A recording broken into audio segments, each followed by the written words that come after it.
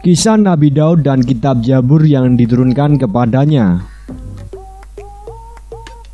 Mengimani para nabi dan rasul merupakan kewajiban yang harus dipenuhi oleh umat muslim. Untuk dapat mengimaninya, maka kita perlu mengetahui terlebih dahulu kisah nabi dan rasul tersebut guna memetik nilai-nilai teladan darinya, menambah wawasan tentang keislaman dan meningkatkan keimanan pada nabi dan rasul. Salah satunya mengenal kisah Nabi Daud dan kitab Zabur sebagai mukjizat yang diturunkan kepadanya. Dikutip dari buku Kisah Nyata 25 Nabi dan Rasul. Nabi Daud alaihi wassalam merupakan nabi dan rasul ke-17 yang wajib diketahui oleh umat muslim di antara 25 nama nabi dan rasul utusan Allah lainnya. Nabi Daud alaihi wassalam sejak kecil dikenal sebagai sosok yang berani. Kemudian saat menginjak remaja, ia pun turut menemani kakak-kakaknya ke medan perang di bawah pimpinan Raja Talut. Bahkan ketika Raja Talut menawarkan kepada pasukannya untuk membunuh Jalut, Nabi Daud alaihi wassalam menjadi salah satunya pemuda yang berani mengambil tawaran tersebut hingga akhirnya membunuh Jalut. Setelah kepulangannya dari perang tersebut, beliau pun dijodohkan dengan putri Raja Talut dan diangkat pula sebagai penasihat kerajaan. Kisah Nabi Daud dan kitab Zabur yang diturunkan kepadanya. Sebagai salah satu utusan terbaik Allah Subhanahu wa taala, Nabi Daud alaihi wassalam termasuk nabi dan rasul yang dikaruniai banyak hal baik dan mukjizat darinya.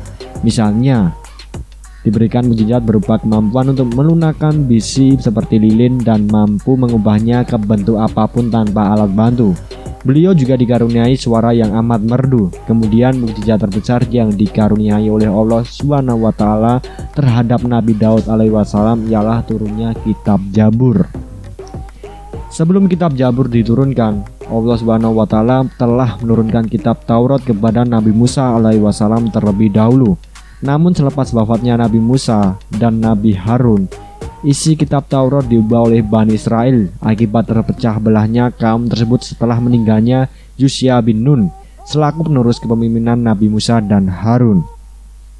Dalam Al-Quran, surat Al-Isra ayat 55 disebutkan bahwasanya Allah Subhanahu wa taala menurunkan kembali kitab kepada Nabi Daud alaihi wassalam, yakni kitab Zabur. Dikutip dari buku Mengenal Kitab-Kitab Allah, kitab Zabur diturunkan kepada Nabi Daud pada bulan Ramadan.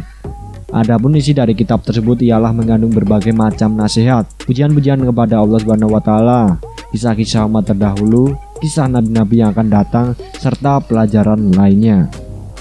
Demikian ulasan singkat tentang kisah Nabi Daud dan kitab Zabur yang dikaruniai oleh Allah Subhanahu wa taala kepadanya.